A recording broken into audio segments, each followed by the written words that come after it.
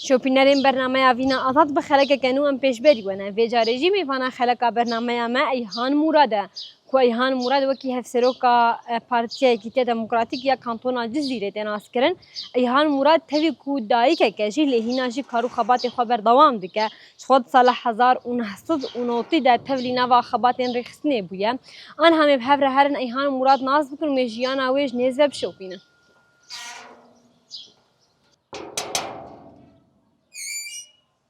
مرحبا مرحبا شوايه قالك بخير اهلين سرت عبيمه انت قالك سباس كنت تبدا فدامه صاحبي امجي سباسيا وتكن جو اختي خوش مره وقتان دو مكاريبو جوره هنيكي شيروبا خويا ديروكي بكن انا هم بحبر هر مالته مي بيتر كارو خبالته وجيان تاج نزل بشوبين تمام سرت عبا مال برويه اهلا وسهلا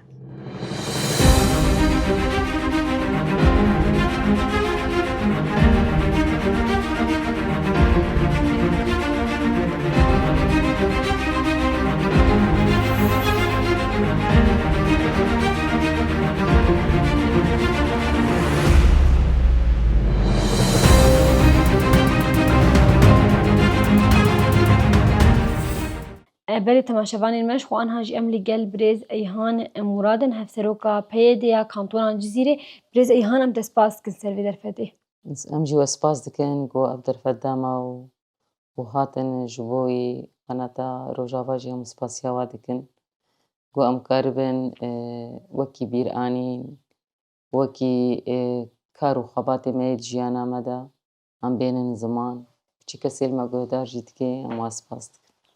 تماشاوانی المش خو ام دبیجن جنان حلقه دان ده کارو خباته کی خوی سرگه گریه آنجی جبوتی کوشنا خطا جنان بر خدانی یک دانه مشن یک جوان جنان جی برز ایهان بو برز ایهان خود ده سال 1990 ده باورم ده تبلینا و کارو خبات بو خوازم دسپیک وی پرسشته بکم دما کوت درخواست درکه دربه آنجی کولانی ده دست بکار بکش خو هلبت عندما بحثا بريدي كن تعبي جواكي وحركسي لجنية تايبت دمين بريدة توكي جنكي كوت دركت أبقى أبيتا تو أصلا جديد جالي جواكي بيانا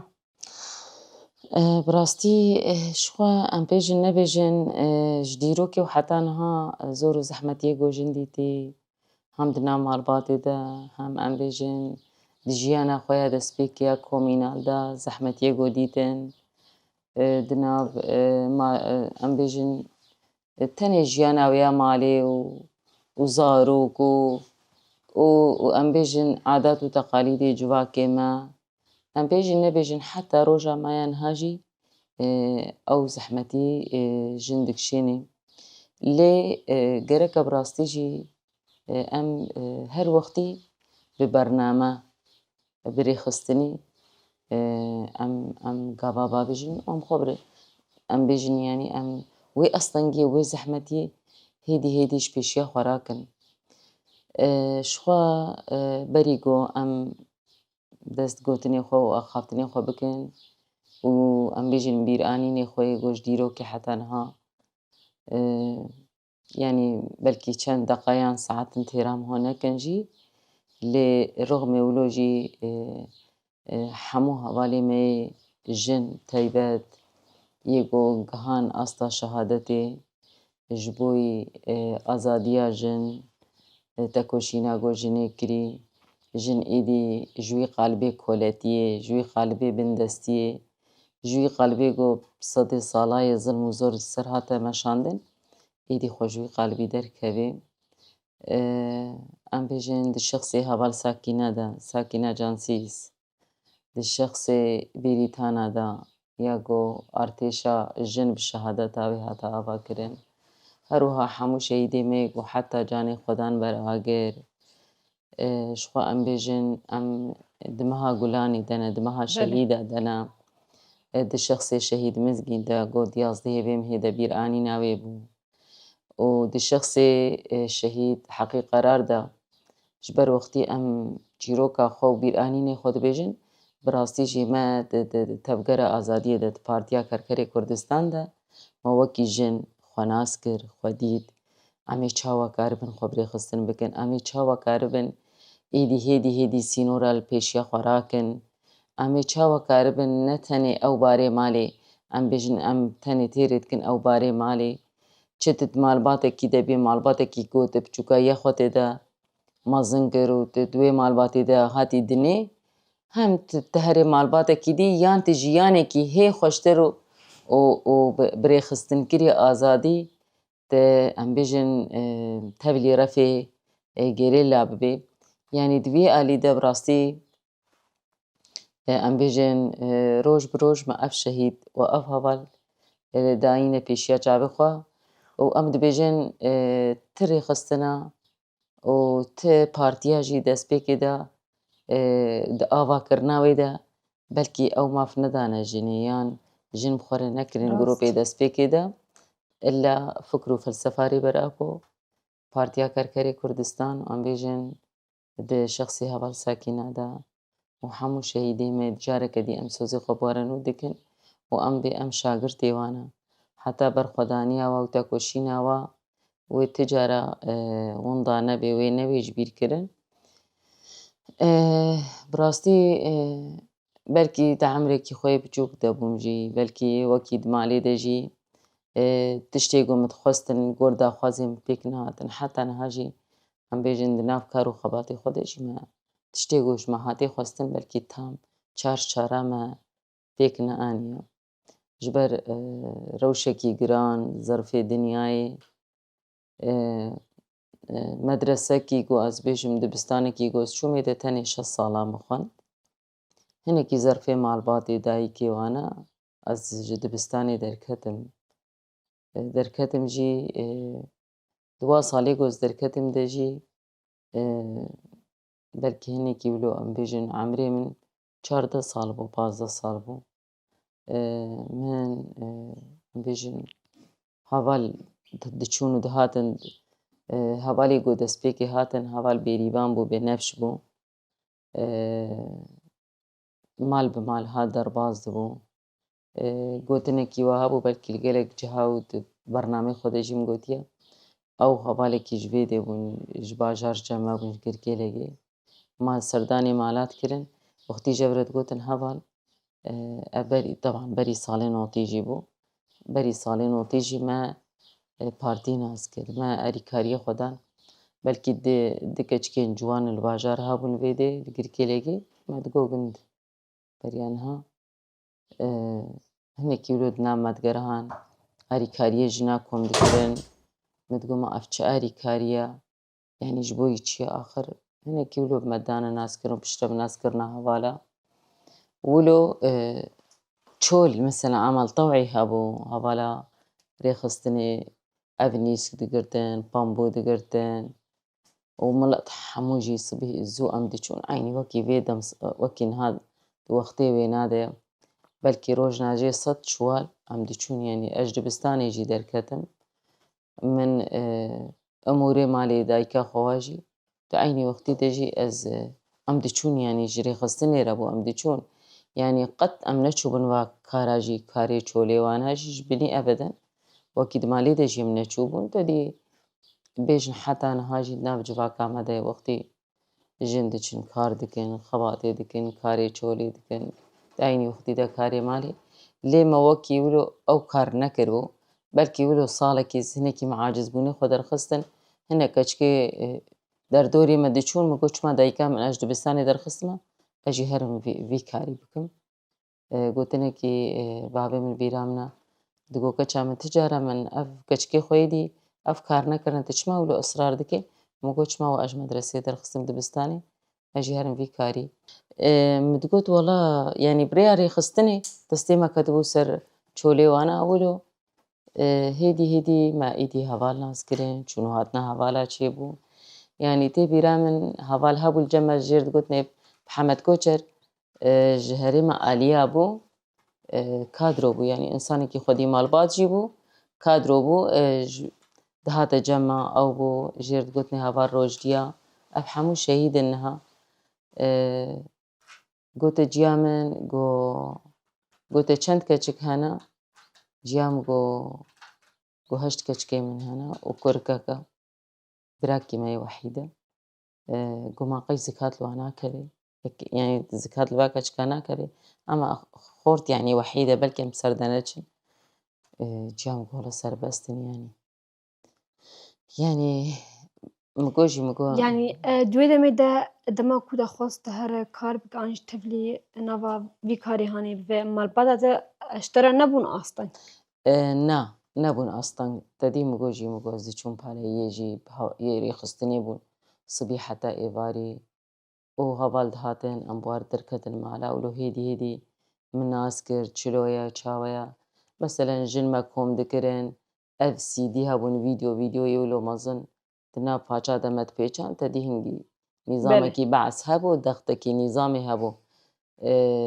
يعني آلية ضغطا نظامي ده هنگي يعني باندور سر جواكي جي كربو ام بيجن نبيجن دناف جواكا مدا چاوان ها ام دبيجن ميتي تركاد نامدا زحفن كسي خو فروش نامدا زحفن يعني ابج دسبيكي وش ديروكي وحتى انها اف خلاص نبونا حتى دنا مالباتي مدد حاراتا ده يعني اف كسيكو كارمندي نظام بعث بوني امن عسكري بون امن دولي بون امن سياسي بون بتهيبت خدنا في حارات بجهد كرن جبوي زانب الحركة بادر دورة چيا بتهيبت حركة كردا چيا افكس چتكن چناكن يعني كاركي هيدي ما چاوا كر ما بشف يان بروج ساعتي گرمي دا تهاوي نوا دا ما كاري خود كر اف بكري سروكاتي هابون اخفتني سروكاتي 3 ساعات و 4 ساعات يعني بلكي انها قالك جارة از پیشنیار دکم از دبیجم گره که ایدی جاره کدی ام الارشیف خو بگرن هر کس سر ریبر اپو جی سالي نوتي حتى نها چج مردگو نها جي ديسا عيني او ديروكا يعني ديسا او بيكتي مدبرند مالا دا مجن خاني دا قرتن ما كوم دكرن أستنجي أبدا جالية مال باتيرج مرچينه بون جبرگو داخوازكي مجي بو ومالباتكي ولاد باريس بو يعني بلكي استكارم بجم يعني ام تبلي تبارتيان نبون تفكران نبون تاني تي بيرامن وقتي حلبجا كومكوجيا حلبجا بله درماني كيماوي يعني ام بي ايشان مدگو هجمارة كردا لأزبيجم ولا جبوي جو ام بويجي هيفا گريداي بون يان بفكرة مالا برزاني بابا يعني أبدا أف مرة چه نبو ما خوديت يعني زاروكتيا خوا وما بارتيا خوا ناسكر وام بي بهات نگريدان راستي يعني فكرێکی جدا بوو تێ ڕۆژ بڕۆژ خۆ تێدا کۆر دەکرد تێ چاوەکێ تێ چاوە زەحمەتیە پێشیاتە تێش پێشیا خۆراکێ بێگۆ پرزگرێک دەرکەبن بێگۆ عاجزیە مالباتی چێ ببن بێگۆ جهێکی هەرێ مالباتێکی يعني براستیژی تێ بیرا من دو جارە سێ جارە چار جارەم دچوون مالباتێکی حتا دەرفەت ددانەمە نیف ساعتێکی ئەم دمالێوا دەروونن جوینێکی خۆی همه یولو هجمارێکی بچووک چێکن بووی ڕەنگی براستی ما کاری خۆ کرد بێتالێ ئەو هەواڵی ژن کەچک هاتنجە من گۆ ئەم دخوازن ینی هەمە چەند مالباتێمە هەنە سە ئەز بووم خوشکام نامەزن بوو ئەسما ده هەواڵی مەیدی هەبوون نەساغن ئەم بێژن ڕەحما خودی الواژی بێ هەم یادی فەصلی هەبوو دایکێکی اختیار بوو بێجەم هەر یەکێ ولو ئەو ئالیکی گرکێ لەگێ بوو ئێمەیدی ئەز و ئەسما و هەواڵە عەقیدە ئەیا گۆشت سەریکانی شەید کرد ئەم ولۆ الحارەکێ بوون هەنێکی یاب دناوادا من تەنێ 6 ساڵ خوێندبوون وا قەت نەخوێندبوو یعنی خوێندن نەکردبوون کۆم جوینێ گۆمە چێتکردن هەنێکی جار نەمەشخوەرە ولو هەواڵ درۆنیشتن ژمەرە جوین چێتکردن ما گۆهدار دەکرد و گۆهدار دەکرد هەر تشت ولو جار نەولۆ مەشخوەرە نۆتن دەگرتن پشتێژی دگۆ هەواڵ دگۆ کا ئەون چ دبێژن ئەف قاسی ئەم دشتەغڵن کاون چ دبێژن ئەم دمانە سەکنی یعنی مەدگۆم گوتنێکی بێژن بەرکی شاش بی وێ سەرمە مەحسوب بێ یعنی هەواڵ وێ قاسی دشتەغڵن ولۆ مدگویا و ئەف چاوە عالمینە چاوە هەلۆ تشتا کۆم بله دەگەن چاوە دبێژن ولۆ براستی هەگەر مەولۆ شخوارە نەکردبانە غەم و خەیال بەرکی حتا vê astêjî em nehatibane belkî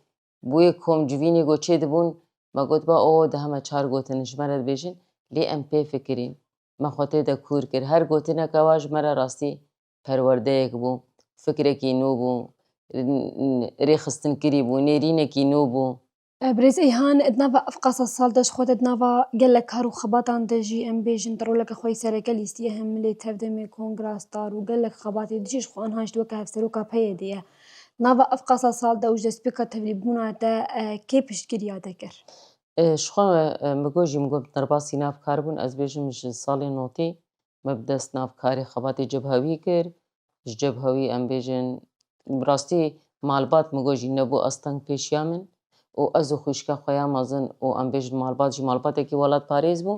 ti zehmetê min tê de nedîtin malbat dayîk yanî derfeta bû rast e dayîkê ez ji dibistanê derxistim ji bo zerfê wê nexweşî lê di aynî wextê de ev kar û xebatê ku min dikir jî dayîka min piştgirî kir yanî bavê min yanî em bêjî nebêjin di malbatê de û keçik derkeve nav malbata serdana û carna heta derengî şevê em digeran yanî ew zehmetî çê nebû em bêjin belkî di malbatan de fikrê cuda cuda hene gotin digotin jî bes me nekirin sînor me nekirin asteng di nav civakê de em bêjin nebêjin em diçûn meselên belkî geleka jê gotinê nexweş gotin yan em nikarin yan deriyê me nevekin yan rewşekî zehmet heye girtin heye ew heye wilo jî bi rastî me nehêle ji dilê kesî jî ji me bimêne û di aynî wextê de me li ber xwe da bi rastî gotina me ya berxwedan jiyan e bûyê gotinê em bêjin bi wê hatina çûn û hatina hevala gotinê wa nêrînê wa perspektîfê wan e bi rastî me jî got yanî mazal ev jî hene derketina û xwe ji her tiştî xwe dikirina yê me jî em jî li gor imkaniyê destê me de çi werê xwestin ser milê me me roja ewilî sozek da û me got min xwedî li vê sozê derkevin û rojana jî me sozê xwe bi tevgera xwe re bi berxwedaniya heyî jî û bi şehîdê xwe re jî me nû kirin. Car caran weke jinekê ji xwe me dî jî gelek jin derketin zanîngeh xwendin dibistan xwendin tu poşman nebû carekê rojekê ji rojan çima tu neçû dibistana xwe te berdewam nekir û tu neçû beşê zanîngehê. Bi rastî ji xwe belkî min destpêka xefta xwe de got hinekî me acizbûnê xwe derxistin belkî heta niha jî ez dibêjim yanî zanîngehekî guhîngî ya nîzamekî behs bû rastî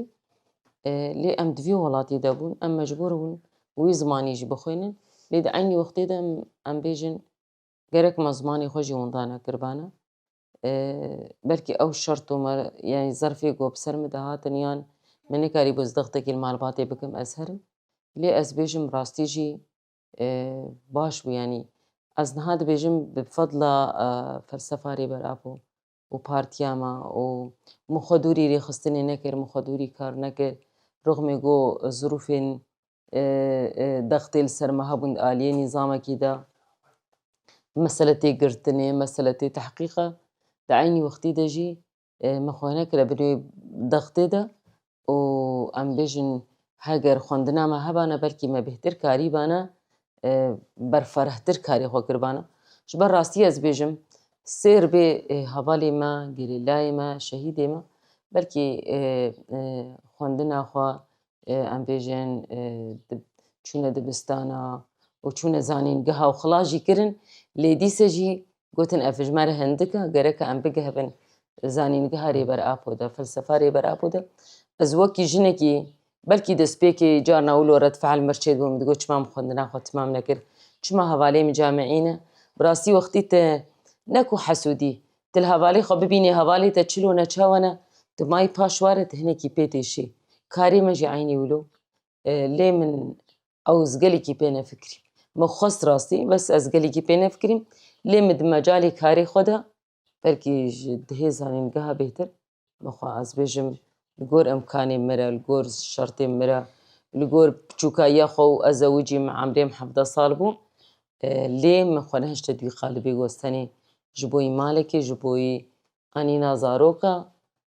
yanî ev adet û teqalîdê civaka me wilo bûn meseletê heyrandina got ji aliyê Qur'an me ve hatine heyrandin bi rixmê wilo jî min şertê xwe danî min got ez ji dev karê xwe naberdim ez ê di nav karê xwe de bim min ew zehmetî ji xwe re nederxistin zanîngeha min a mezin jî felsefa rêberapû ye û min sozek daye got ez berdewam bikim. برێزەی هانش خۆ دژی وەکی هەفسەرۆکە پێدێ بێژن کار و خەباتی خۆی دەری بەردەوام ئەها ژێم دخوازن بەرێ خوا بدن جهێ کارێتە و ئەم کار و خەباتێتە ژیوە دەرێ بێتر بشۆپین. تمام باش.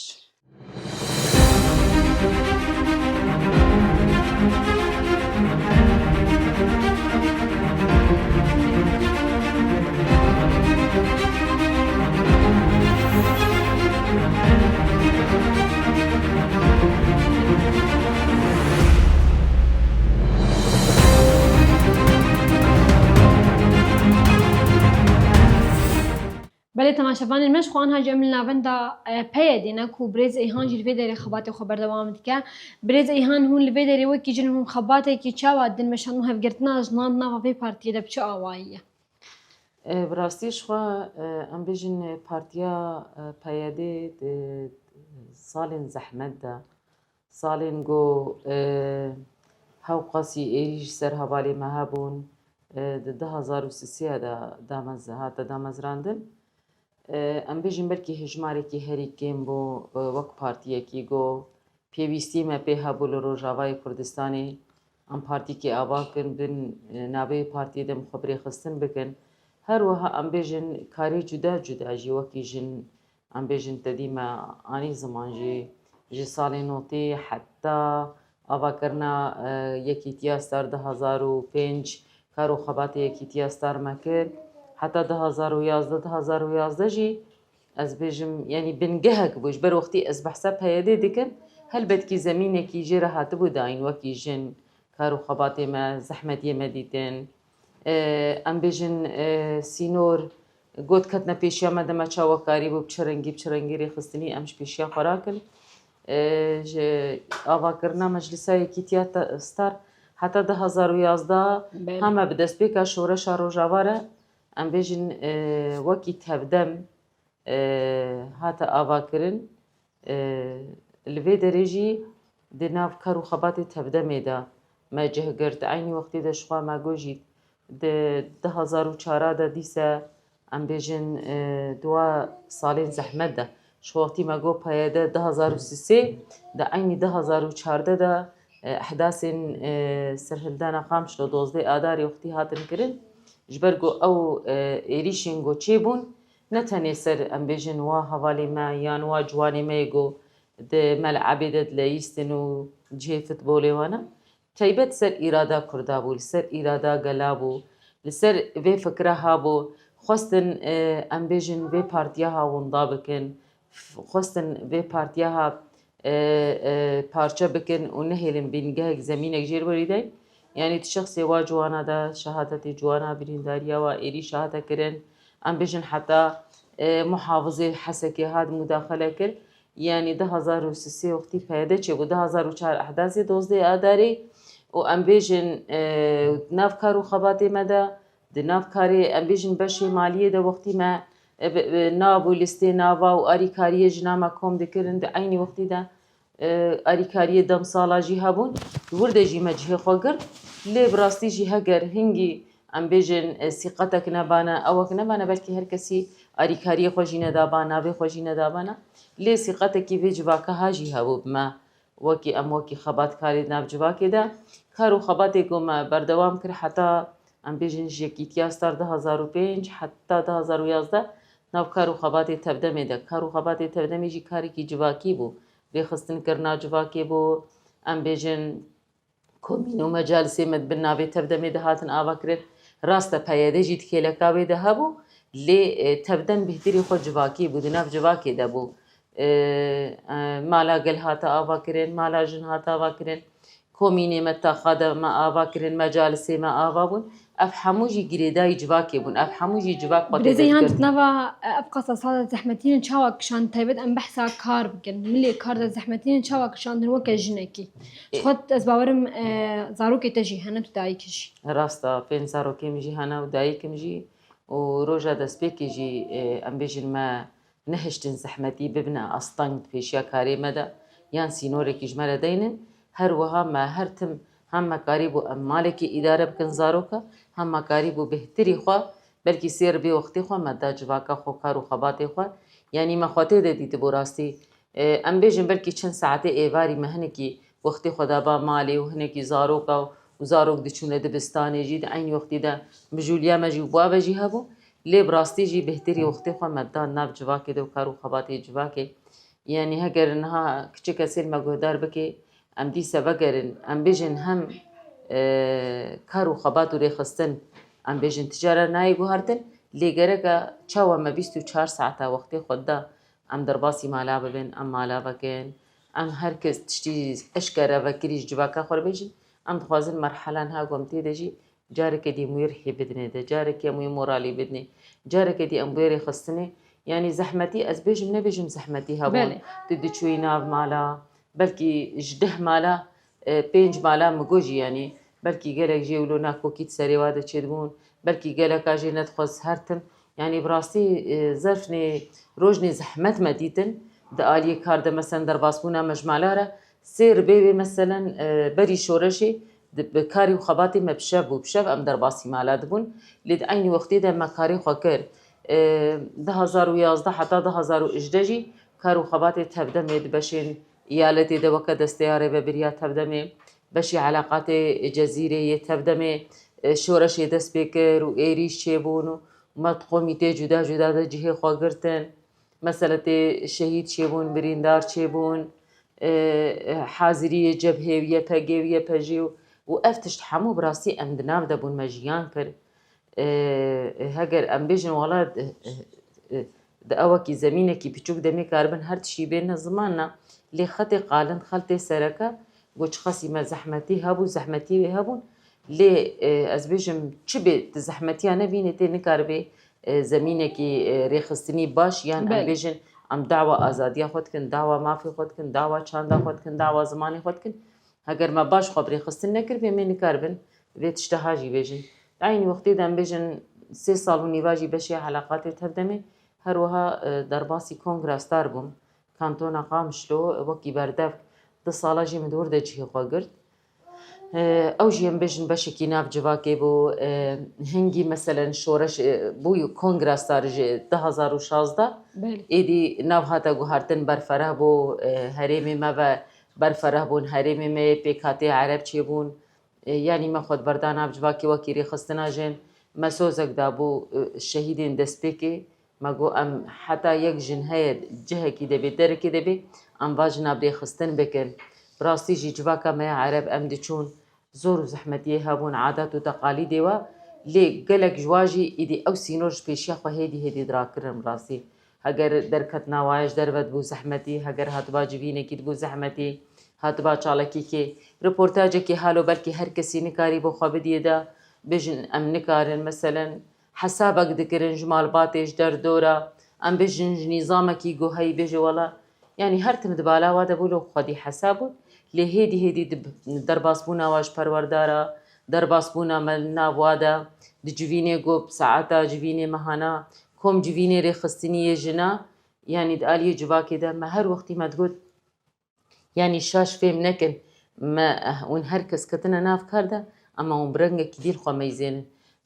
نبيجن ام آزاد بوند آلیه مثلا تجری خلقه که تو خوشش بکی او بکی آزادی دست بکی تفکر ده یعنی گرک اون آلی فکری ده ذهنی ده اون خو آزاد بکن یعنی براستی جی بلکی چه ندبو مثلا ابجن جمالی در که به ده روزا هفتی که هی بکی لی رغم یولو او سینورجیش پیشیا خوراکن حتی 2020 براستی جی ایدی ام هاتن کارو خباتی پیاده بلکه مش باجار دست بکر باجاری کرکی لگه يعني او اصلا من بلكي قالك حوالي مهانت بيشاوا مثلا 2011 12 13 من سر اصلا كانتوني كاركل باش تجي مديت جو بايدل غيركلغي بيويستي ما بهاي وكي هفسرو كاجن تدا كارو خباتي بكي دوره خرابه كومبونه كي جناري خصن كرنا كي جنا تشتكي جهكي كي ماي ام تمام بكن سروي اساسي جي مكارو خبات كر بريز ايهانش خد ابقى سكارو خبات جي كرنا تشاوا دما خوش مالي رفت قطن تشاوا دما خوش كار رفت قطن جبر كوراستي جي كاري كوتا ديكر نكاركي هندكا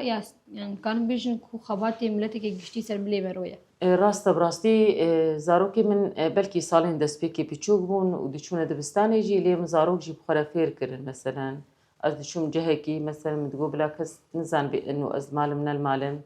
مال بخوره مثلا ازو کچکی خو مالی تبده ما بهبره مال اداره کر مزاروک جی مثلا اداره کرن و چاوه يعني اش دست بيكي ديت بيجم هگر اولی تنکار به مالا خوا بری خستن بکی اداره بکی تیدن نکار به در باسینا بجواکی جی ببی تی نکار به بیجی زیوی باری جی راکم گرکت اولی جمالی دست بيبكي ام بيجن جمالی جدار دور جكومين جوي جواكي حتى تبيجي والله ازي باري كي جران باري ولات كر مسر مليخوا بلكي از بيجن باري ولات هگر باري ولات مامتيم قرت بسر مليخوا بلكي سنها شورش گره كي سري چيابا گري لاغبا بلكي براسي ده سالين دسبيكي او قوات او اراده مزيده بخورنا دي لي من يعني وكي جنكي دسبيكي مكربو بالا خدا استبليبونكي چيف ازهرم ليه هناك زحمتي واصطنجي وبري مجوره جوجي او مسألة مالباتي وزواج وحيراندن كتنا بيشيام ده هناك اذ زحمتي جمر تشكر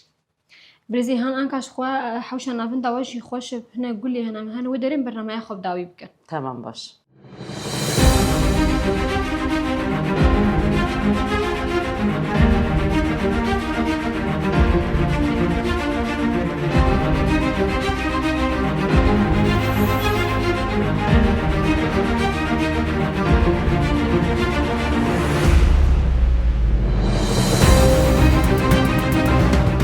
هفالي هانش خوا هلبت حركسك دمكو ام بحث زحمتيا بك الراس حركة زحمتي دجيانا ويرا درباس بن البروفاج فا زحمتيان جار جاران كليين كيف خوشيه هنا اصلا تجمع بحث كليه كي كنت تدا بر كيف خوش بودنا فاجيانا تدا او كلي تشبو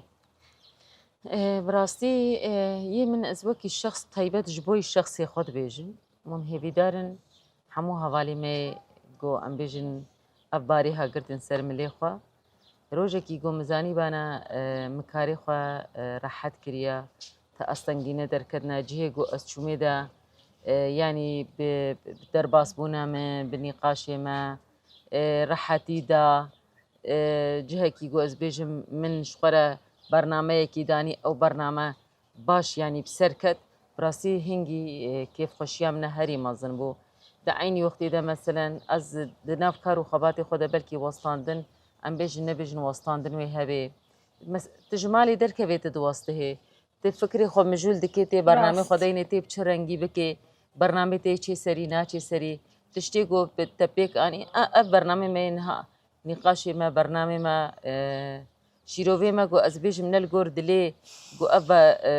تشتی گو منش مات برسن نل گور دلی وبی از هنکی نفسيا ناراحتم يا ما جاري برنامج از دچم از بیشم ان شاء الله الگور دلی وبی وقتی الگور دلی وبی تشتی گو او تخازن ام بیشن ام دویالی دا نفسيا جي راح دبن عيني كاري ما جيلو بو تشتا گو ما دكر مدگو يعني هنکی ما ضمير وجداني فرحت كبراسي جي ضمير وجدان چيا جبرگو ام دبيجن بهزارا مشاهيد سربي خاكيدانين ام بيجن اخر وجاوا حوت بو بهزارا شهيدي ما برينداري ما مالباتي ما دليوا الشهان يعني ام تخازن هنكي وقتي مالبات راحت بن ام جي عيني وقتي دا راحت النفسيه ما جي راحتها شبرقو ما دسبيكي سوزك دا ام خدي الفيك هدا بيروز دركبن خدي الفيك خاكا بيروز دركبن جبرولوجي ام دبيجن مهيفي دارن حمو هوالي ميجن ایگو ناف کارو خباتی دا ایگو درباسی کارو خباتی نبی یعنی بارکه باری ولاتکیه باری ری خستن کرنکیه اب تایبت وکی جن یعنی آزادیا وی نرحته ام بیجن حتی بری ده جیبو پیر بری دروجاجی جنکی ام بیجن بن ناوی ناموسی دا حتی قتل کرن یعنی لوی هریما میا دیر کی هریما کوچراتا یعنی ام چه عصری دنا دنیا المهاتیه هف دنیا ایدی ایریشی متکه ایریشی ایرادا جندکه ایریشی هبونا جن ناس ناما جندكي لي ام دبيجن جرك ايدي ام جوي قلبي دركبن او قلبي مثلا او ذهنيتا قد سري ودا مثلا من ببنى اصلا بيشيا جنكي لي او برخدان وتكوشينا ما بي دوام بكي يعني حتى قوم بيجن چخاسي جي هوالي مال برخدان تكوشين كرن لي جنكي ولو نسوج نسبب وري قتل كرن عيني وقتي دا تشب بي بلا ببي لي جرك جن نوي قتل كرن رحا جيانا جن جيانا چاوني جياني بوجن جبرو جي ام دبيجن راسي حمو حوالي جن چخاسي زور وزحمتي جي ببينن ايدي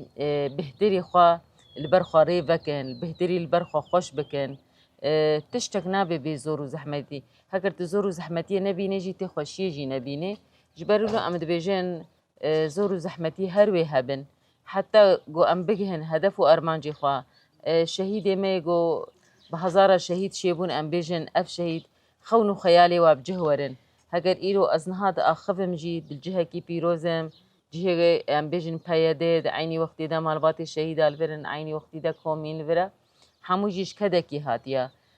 ئەم بێژن شۆرەشە ڕۆژاوا بڕاستی شۆرەشە ژنێ هاتە ناسکردن چ قاسیژی ئێریش سەر ئیرادا ژن هاتن کردن چ قەس پێشەنگێمە قەتل کردن چقا خستن ئیرادا ژنێ بشکێنن ژنا دوور بکەن و حتا نەهاژی ئەم بێژن هەگەر ئیرۆ دبن ئەندەگرەسیۆنێکی دا تەکامل و دیموقراتی دا ئەم بێژن ئەمێ لێ دەرێت سووریەکی وەختی مەهەرتم مەدگۆ سووریەکی دەموقرات سووریەکی نەناوەندی لێ عینی وەختێدا دیسەژی خوازن ژنێژی دوور بکەن لێ ئەم دەبێژن ئەمێ هەبن ئەمێ چاوە مەسۆزێکدایە مێدناو جوواکە خۆ دەبن حتا یەک ژن مالێکی دەهەیە حتا یەک ژن جهەکی دەهەیە خۆناس نەکریە یان ئەس بەهۆڕ ناکەم ژنێ خۆناس نەکردبێ حتا ڕۆژین مێ ئیرۆ لێ بهتری خۆت ئالیە زەهنیەتێدا گوهارتنا زەهنیەتێدا گوهارتنا ئەم بێژن شخصێوێدا ڕێخستنکردنا گۆ باش خۆتێدا کۆر نەکری دیوی ئالی دەبلا ئەم خۆ بوەستێنن هەواڵی هاان ئیرت وەکی ژنێکی تت کەسایەتە خۆتە دبێن تگی هەشتی شتێک و تخوازیانە وەکە ژن تایبەت وەک کەسایەتە ئەم بەحساتە بکەن یعنی وەکی کەسایەتە من تشتێک و ئەستخوازم بێژم وڵا ئەستام گەهامی دەنا یعنی ئەس چت بێژم ژبەر گۆ من نەتەنیش بۆی شخصی خۆکریە ji بۆی گۆ ئەس بێژم هەموو ژن ڕەحەت بن جواکە مە ڕەحەت بێ وەختی مەخۆ دەرباسی نافکار و خەباتی جواکێ کردن مال بە مالەم چوون عینی دیش بۆی نەش بووی وەختیش بۆی شخصیم بازێ تەنێت مالباتە خۆ دەبانە منێ 24 ساعتە وەختی خۆدابانە خوا دابا مالباتە خوا دابا زارۆکی خوا لێ من وەختی خۆدا جواکە خۆدا گەلێ خۆدا ژنە گۆ ئەم بێژن هەیە حتانەها بن هشمەندیەکی مێرپەرەز دەیەت بن زەهنیەتێکی گۆتەنێت ماڵی دەمێنێ لێ ئەو تشتا گۆ هێ ئەست خوازم هێمایە لێ ئەس دیسە سۆزێ دڤە گۆتنی خۆدا دوێ بەرنامێدا ئەسۆزێ ددم گۆ ئەس حتا ئەس دکارم ئەس چاوێ من دنیای هەنە ئەزێ بەرخۆدانی و تەکۆشینێ بکەم ji بۆی گۆ ئەس تشتێک گۆ من دەستپێکێ من دمەژی خۆدا خەیالی خۆدا گوت گەرەکە ئەس ببم سەری مەسەن گەلێک جاهارە مەسەن بەشەیەک سینەمادا چەند بەشی سینەما چێبوونە ئەس چومێدا یعنی مەگوتی ئەس ئەستەنگیاش خۆڕ نادەرخم کیژان مەجال هەبێ ئەس حازرم ژێرە گۆ ئەم کار و خەباتێ بکەن داگۆ ئەم تشتێک گۆ مەگۆتی و تشتێ مەخواستی ئەم پێک بێنن پێشە ڕۆژێدا ئەم بێژن ت پرۆژێت شتێکل پێشیاتە هەیە کو دەمێ بێدەت بکەش بۆ خەوەکی ژنێکی ینی پێشە ڕۆژێدا پێشە ڕۆژ ئەزێ نەز دیسەش بۆی خۆتەنێ ئەزێ مەقیاسێ وێدەینم یانش بۆی خۆتەنێ ئەزێ بکەم پێشە ڕۆژێدا چ ژمۆری خواستن ئەزێ بکەم ژبەر گۆ ئەس دبینم وەختی پێشە ڕۆژامە ڕەحەتی بێ ئازادی بێ تشتا گۆمە دەست پێکری هەرێ سەری هەنگیژی ئەم دناو دەنەیانی وێژ بۆ مەژی بێ ئەمێژێ نەمەحروم بن ژبەر ڕێژی زوەکی ژنێکی دیسە دەبێژم ji بۆی شخصی خۆتەنێ نا ji بۆی تشتا گۆمەگۆتی ئەس بێژم پێشە ڕۆژێ دەوختی ئەv خەون و خەیالی مە گاوێ مە ئاوێتن هەر نەسەری هەلبەتکی ئەم دناو دەنەیانی ئەو ژی پێک ئێ و ئەم دەبێژن ینی خەون و خەیالی مە پێشە ڕۆژ تشتێک و ئەست خوازم ڕەحەتی ئازادی وەکهەوی دەموقراسی چێ ببێ ینی پشتی وێ قاساڵێن دەم درێژ بەرخۆدان تەکۆشین زەحمەتیێ گۆمەدیتن یعنی هەلبەتکی وێ خۆشی و ڕەحەتیژیت پێشە ڕۆژێدا هەبێ داویا بەرنمەیە مەدا تخوازت چ پەیامێش بۆ هەموو ژنان بدە و ئەو چیش تەجروبەیە فێدە بگرن وەکی تێ کۆشین بگەش خۆ ئەم دبێنژی گەلک ژن تەنێ خۆب مالێ بگرێدانە پەیاماتەش بۆوان چییە؟ براستیژی گەرەکە هەر بەرنمەیەکی هەبێ هەواڵین مەیە گۆلێ گوهدار دکەن ینی ئەم مگۆژی مگوتگەرەکە هەر یەکی گۆختی نەحەسوودی لێ بێژن چما ئەزنەوەکە هەواڵە خۆمە چما ئەز نکارمەکەوێ بکەم چما ئەزی سینۆرال پێشیا خۆدەینم هێوی دیکن ئەو ئەم بێژن فیستانێ گۆ بەرێل خۆکردین و مایل سەرواناوی فیستانێ گۆ تەنێت قالبەکی دەمانە ڕاکن هەر کەس خۆ ئیرۆ دناو کار و خەباتێ دەبینێ خۆ برێخستن بکێ ئەو ئازادیا وەیە گۆ داوێت کێ داوا چاندا خۆتکێ داوا ئازادیا خۆتکێ داوا هەبوونا خۆتکێ وێ ببەرخۆدانی و تەکۆشینێ وێ هەرێ سەری ji ber rojî em bêjin hemû jina ê gul me guhdar dikin êdî ew mayîna we ya di malê de yan hûn êdî tenê çend saeta kar û xebatekî de hûn dikin ایدی سیر به وقتی خواب بدنا کار و خبات خویری خستینی دا گون کار بن بیشن او هیزو طاقتا ما هيا شبرج بری داد بیشن هیزو طاقتا جنینینا لی بلا باش باور بن او سیستمی گوت خوازن جنه تنب کن بیشن به طاقتا به اراده به مورالا او اراده ما مورالی و مورالی ما جوی تکنیکا و جوی هیزا و یا فاشیست گوت بیشن ام هنو می جنه تنکن و تجارن کربن حتی یک جن هيا و در دوری خو همو کی بری خستن بکی و ام دی سجید بیشن دبن درشمایا گوما خالسر نها ام پرورده دکن بن درشمایا جن جیان آزادی دبن فکر و فلسفه گومج امرالی گرتی و بن ام بیشن آزادیا جنده هر وقت یمی سوزی خونو بکن و ام دی سجید بیشن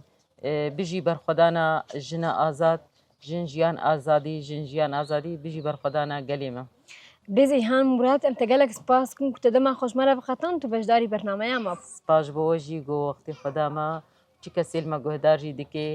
و ئەوژی ببێ وەکی پەروەردەکی یعنی بەلکی ئەم تام تشتێک گۆمەت خۆستم بێنن مەدەمامە کورت بوو لێ هەر کەس ئیدی خۆت بنوێ پەروەردێ دەت بنوێ ڕێخستنێدا ببینی بەلی تەماشەوانی مەش خۆت وی دەرێتێژی ئەم گەشتن داویە خەلەکا خۆش بەرنامەیە ڤینە ئەزات مەتێدە ژیانە ئەیهان مراد ناسکر و کێلیên bêjin jiyana wê û xebatê ku dane me şandin heta xelekeke din li gel jineke din hûn bînin nava xêr û xweşiyê de.